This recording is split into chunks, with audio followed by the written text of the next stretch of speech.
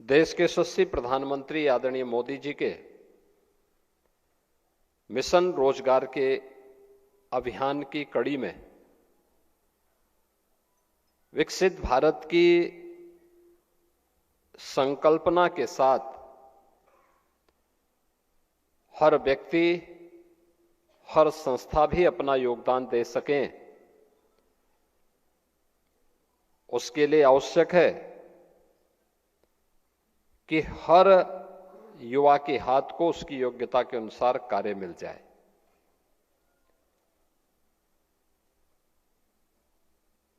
युवा अपार ऊर्जा का स्रोत है और यह उत्तर प्रदेश का सौभाग्य है। अगर दुनिया के अंदर सबसे बड़ी युवा आबादी भारत के अंदर है, तो भारत में सबसे बड़ी युवा आबादी उत्तर प्रदेश के अंदर है। ये सभी युवा आबादी जहां किसी भी क्षेत्र में उसे अवसर मिला है, उसने अपनी प्रतिभा और अपनी सामर्थ्य का लोहा उस जगह को, उस उद्यम को, उस क्षेत्र को लाभान्वित करने में लगाया है। और यही कारण है कि आज यूपी के इन युवाओं, यूपी की इस प्रतिभा और इस सामर्थ्य की मांग न केवल देश के अंदर बल्कि दुनिया के तमाम अन्य देशों में भी हो रही है। एक अवसर है ये, जब यहां पर इंडस्ट्री और एम्प्लॉयर ये दोनों एक साथ जुड़ रहे हैं। एक तरफ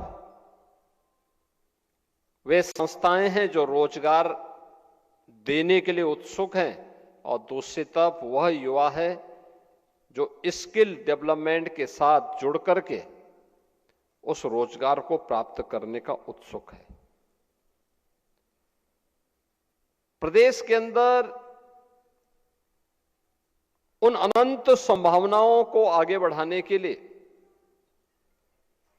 पिछले 8-8.5 वर्ष के अंदर प्रदेश के अंदर जो कार्य प्रारंभ हुए, उसका परिणाम था कि जिस प्रदेश में पहले गांव का गांव प्लान करता था रोजगार के लिए, आज वो स्वयं भी अपने यहां रोजगार उपलब्ध करवा रहा है।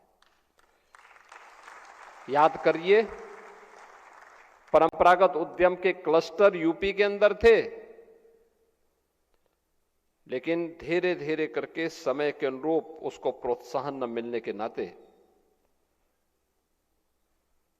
इंस्पेक्टर राज के कारण तमाम संस्थाओं के अनावश्यक हस्तक्षेप के कारण वह बंदी के कगार पर पहुंच गया। 2017 में जब हम लोग आए थे,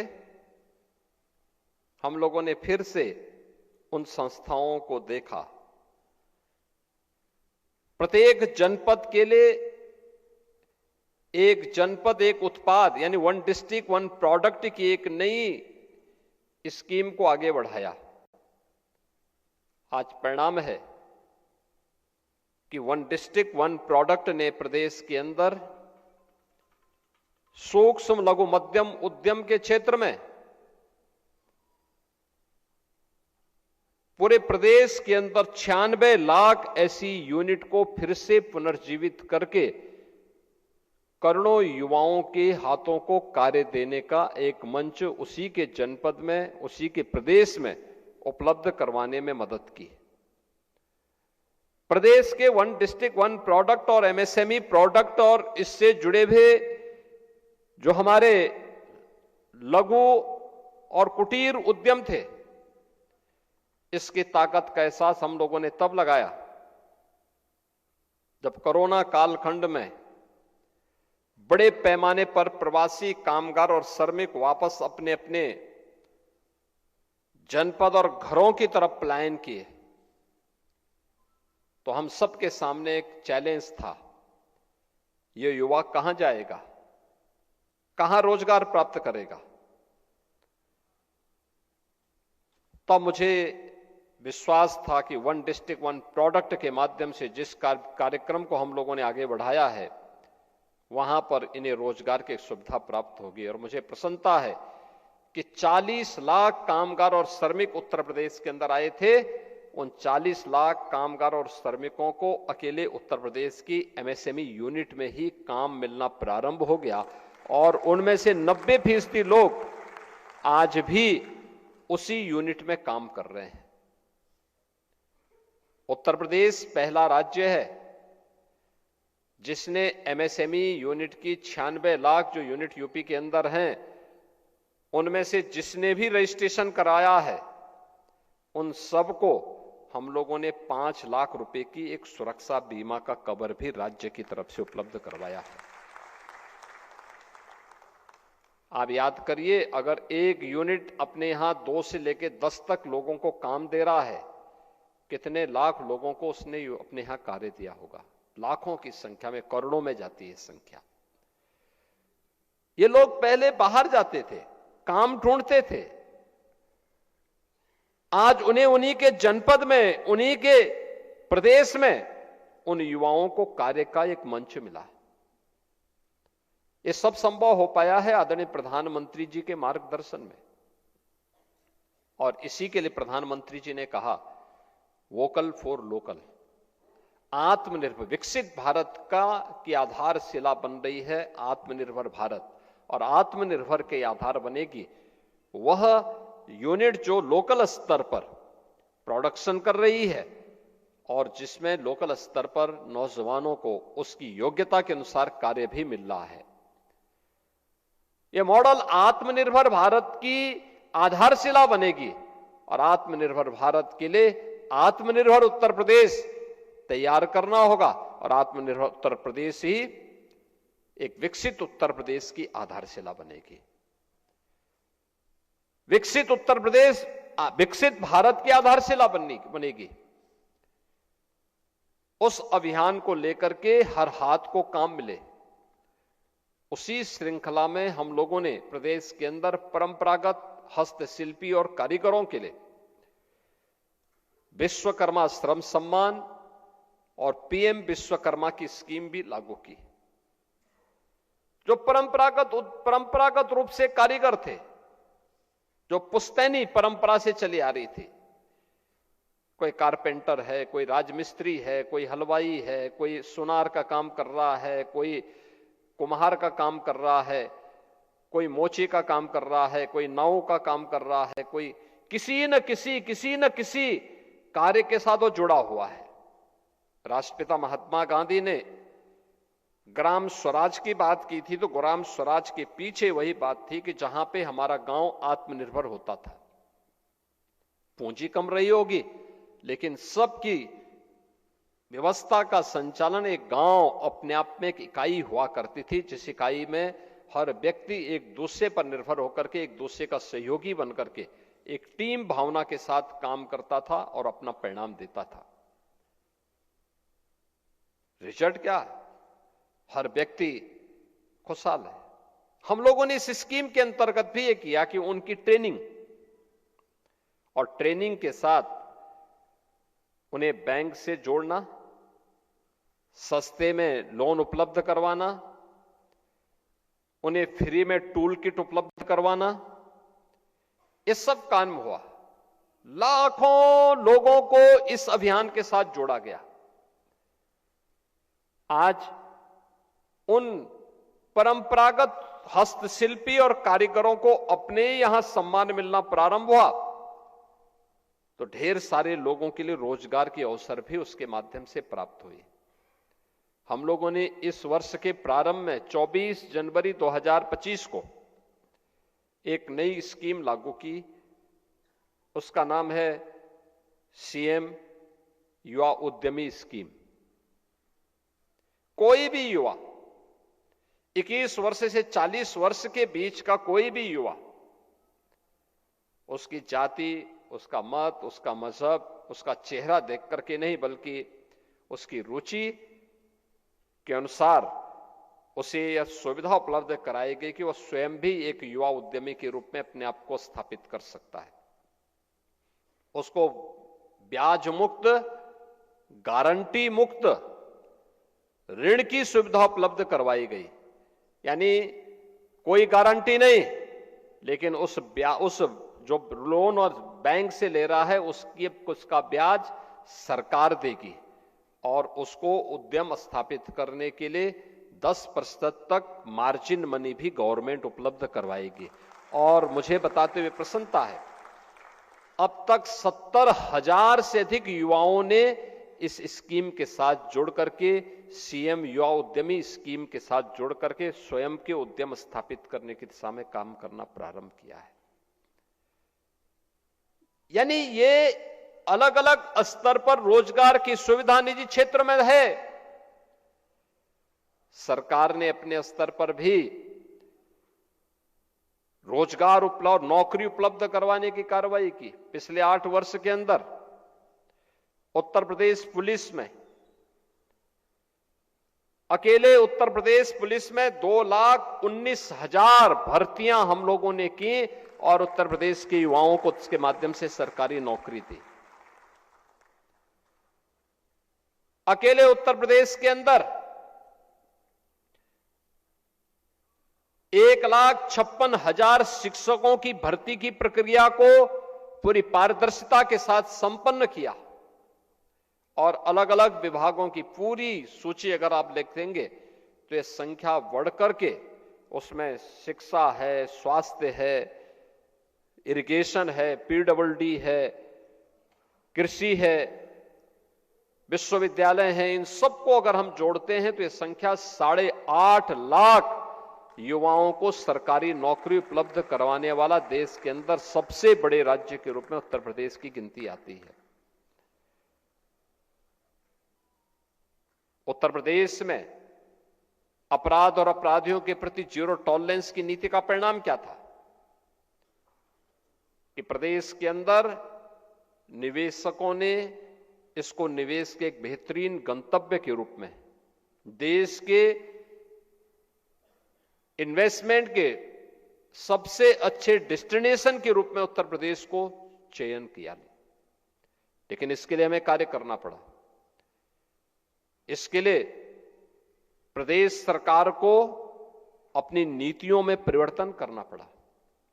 अब तक 33 से अधिक सेक्टोरियल पॉलिसीज हम लोगों ने तैयार की है कि हर सेक्टर की एक पॉलिसी, कोई भी निवेशक किसी भी सेक्टर में वह निवेश करना चाहता है, उसमें इन्वेस्ट यूपी के पोर्टल पर जाकर के वह उस पोर्टल में देखें, क्लिक करें और जिस क्षेत्र में उसको निवेश करना है उस क्षेत्र के बारे में उसको पूरी जानकारी मिल जाएगी।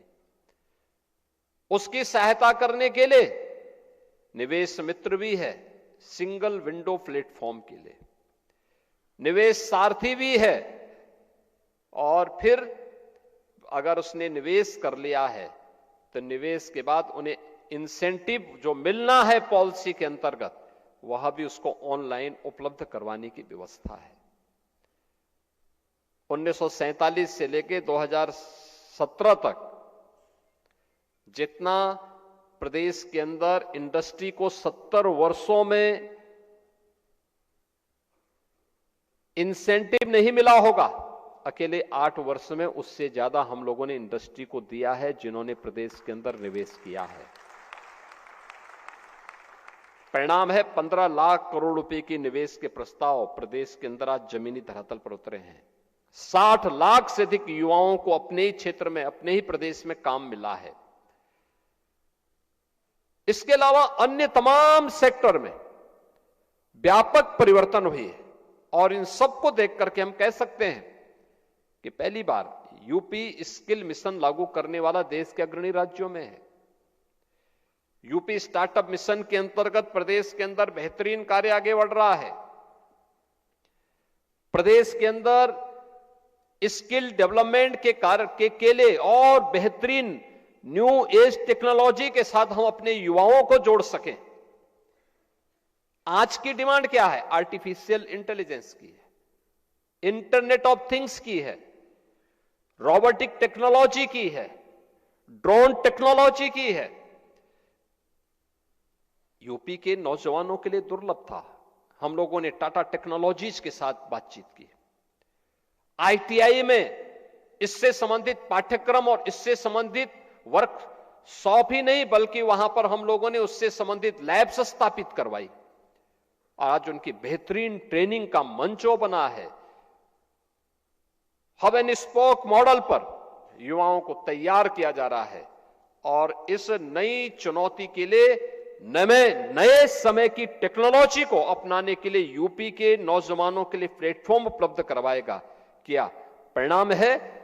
आज यूपी के नौजवानों की मांग दुनिया के तमाम देशों में हो रही है। याद करिए, जो नौजवान यहां से दुनिया के तमाम देशों में गए, वहां पर उनके लिए प्रारंभिक चरण में उनकी ट्रेनिंग की एक चैलेंज थी। हमारे सामने चीजें आती थी कि दुनिया के अंदर मांग इस नई टेक्नोलॉजी के तहत उस प्रकार की वर्कफोर्स की है, तो उस प्रकार की वर्कफोर्स को तैयार करना, उसकी ट्रेनिंग देना। लैंग्वेज की प्रॉब्लम होती है तो लैंग्वेज के बारे में दिखाना, उनके बारे में उसको बताना। अगर वह जर्मन जा रहा है तो उसको जर्मन भाषा के बारे में जानकारी होनी चाहिए। फ्रांस जा रहा, फ्रांस की जानकारी होनी चाहिए। स्पेन जा रहा है, स्पेनिश के बारे में उसको जानकारी होनी चाहिए। जापान जा रहा है, जापानीज के बारे में उसको जानकारी होनी चाहिए। अगर वह दुनिया के किसी भी अन्य देश में जा रहा है, उस देश के अनुसार उसको ट्रेनिंग, वहां की भाषा के अनुरूप उसको ट्रेनिंग देने का कार्यक्रम, और भाषा के अनुसार ट्रेनिंग देने के कार्यक्रम के साथ राज्य सरकार ने जब इसको जोड़ा, बड़े पैमाने पर उत्तर प्रदेश का युवा आज उस कार्यक्रम के साथ आगे बढ़ रहा है। और उत्तर प्रदेश के अंदर स्वयं भी हम लोगों ने अपना स्वयं एक कॉरपोरेशन हम गठित कर रहे हैं युवाओं के लिए। कोई भी युवा जो यूपी के अंदर कार्य करेगा, उसको न्यूनतम मजदूरी देने की गारंटी, न्यूनतम वेतन देने की गारंटी देने वाला राज्य बन रहा है उत्तर प्रदेश। अब ये नहीं हो सकता है, आप देखना कुछ ही दिनों के अंदर हम इस बात को सुनिश्चित कर रहे हैं कि किसी भी व्यक्ति को, वह प्रदेश के अंदर किसी भी क्षेत्र में काम करने वाला व्यक्ति हो, अगर उसने श्रम और सेवा योजन के इस पोर्टल का उपयोग किया है, नियुक्ति पाने वाला और नियोक्ता भी दोनों को उसके साथ जुड़ना होगा। और ये सुनिश्चित किया गया है कि कोई भी नियोक्ता इस चीज को सुनिश्चित करेगा कि वह उस कार्मिक को पूरा वेतन उपलब्ध करवाएगा। उसके जो भी चार्जेज होंगे वह गवर्नमेंट उसको अतिरिक्त उसको देगी, लेकिन किसी भी कर्मचारी का या किसी भी कार्मिक के वेतन में कोई कटौती नहीं करेगा। और यह व्यवस्था हम उसके माध्यम से सुनिश्चित करने जा रहे हैं, एक बेहतरीन व्यवस्था जिससे किसी भी युवा का शोषण न होने पाए। और यह व्यवस्था हमारे कॉरपोरेशन के माध्यम से, जो श्रम और सेवा योजन विभाग के माध्यम से बहुत जल्दी इसको हम आगे बढ़ाने जा रहे हैं। इसके माध्यम से हर व्यक्ति को रोजगार की गारंटी भी होगी, नौकरी की गारंटी भी होगी और उसको आगे बढ़ने का भी एक प्लेटफॉर्म मिलेगा। आज मुझे प्रसन्नता है कि रोजगार महाकुंभ इस अवसर को आगे बढ़ाने का एक माध्यम है। इंडस्ट्री जब स्वयं एम्प्लॉयमेंट लेने के लिए जाए तो ये देखना चाहिए कि वास्तव में उन युवाओं को उस प्रकार की ट्रेनिंग देने का काम हमारी संस्थाएं पहले से तैयार करें। इंस्टीट्यूशन को इंडस्ट्री के साथ जोड़ने का काम, आईटीआई में किस प्रकार के सर्टिफिकेट कोर्सेज होने चाहिए, पॉलिटेक्निक में किस प्रकार के डिप्लोमा के कोर्सेज होने चाहिए, हमारे इंजीनियरिंग और तकनीकी संस्थानों में किस प्रकार के डिग्री कोर्सेज हमें प्रारंभ करने चाहिए, यह इंडस्ट्री और मार्केट की डिमांड के अनुसार हमें तय करने पड़ेंगे। अगर मार्केट की demand artificial intelligence, internet of things, drone technology और रोबोटिक की है तो हम उसके अनुसार ट्रेनिंग दें।